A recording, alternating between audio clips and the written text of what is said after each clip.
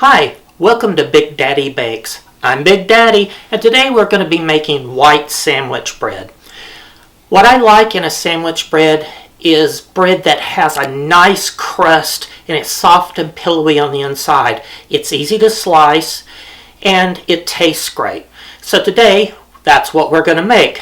So let's get to it. I'll show you how to do it.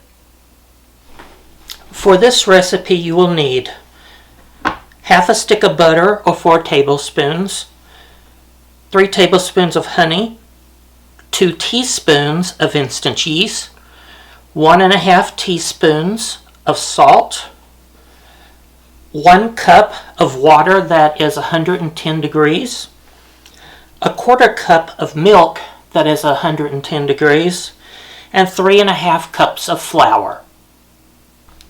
To start, mix your water and milk together and make sure that it's below 110 degrees. Mine is right at 105, which is fine. I'm going to put that in the bowl of my KitchenAid along with the yeast,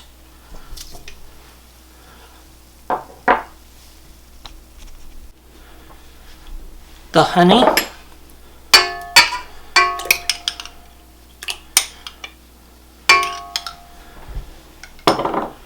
and the softened butter.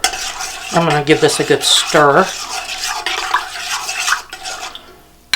I'm going to drop the butter in there. The butter probably won't melt in this mixture because it's too cool, but I just wanted to put it in there so it can start softening just a tiny bit. Now I'm going to let this sit for about 10 minutes just to proof my yeast.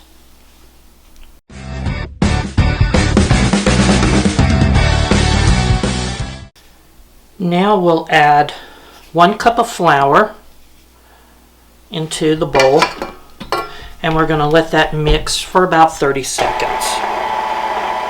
I have the dough hook on my mixer, and don't worry if it's not completely mixed. It'll mix a bit more in the next step.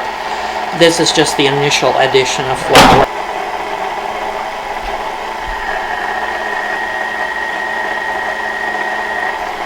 Alright, then I'm going to scrape down the bowl. You might have a few lumps of butter or whatever left in there. At this point, this is fine. Then I'm going to add another cup of flour. And I'm going to let that go for just a little bit.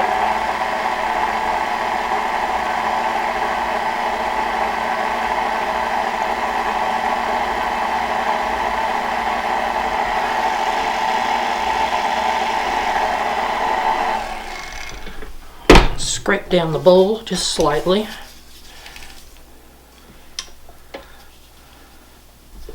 And then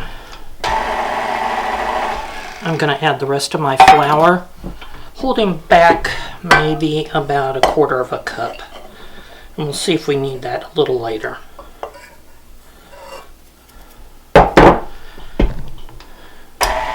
I'm going to run this for about 2 minutes and we'll see where it gets to. And if it needs more flour,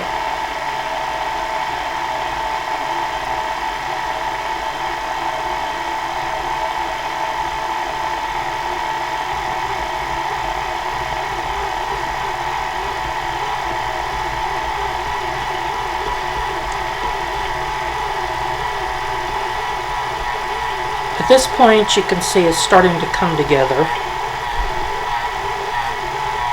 albeit shaggy.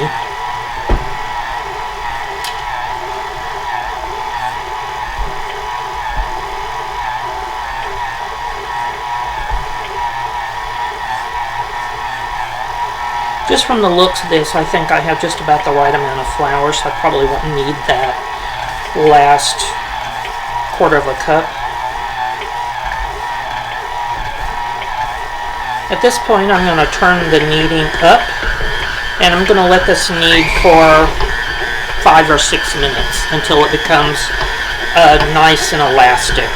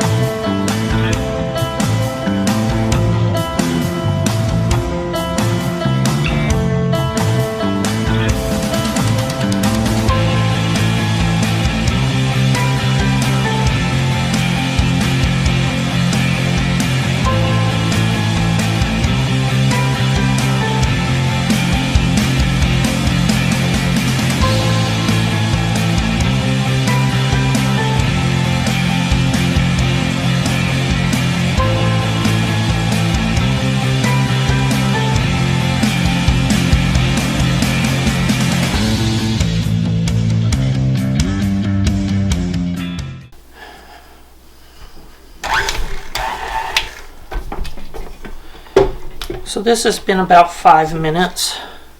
The dough is very elastic. It's just perfect. It's smooth and silky. So for the next step, I'm going to let it rise. And I'm going to do that first by moving that out of the way.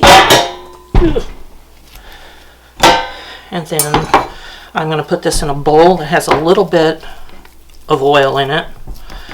And then I'm going to cover it and let it double in volume. This will take anywhere between an hour to an hour and a half.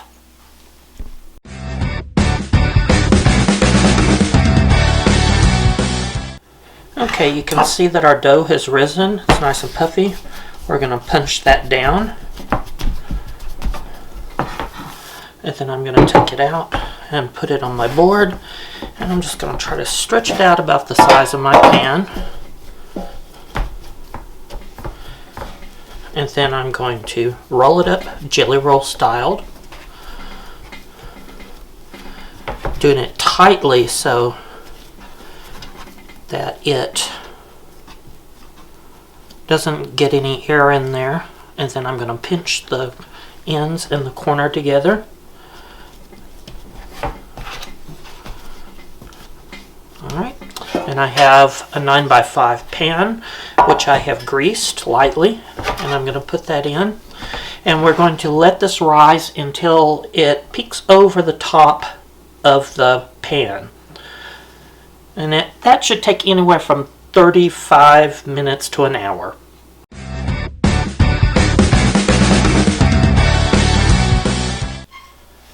Our bread has risen, so now we will bake it in a 350 oven for 30 to 35 minutes until an internal temperature reaches 190 degrees Fahrenheit.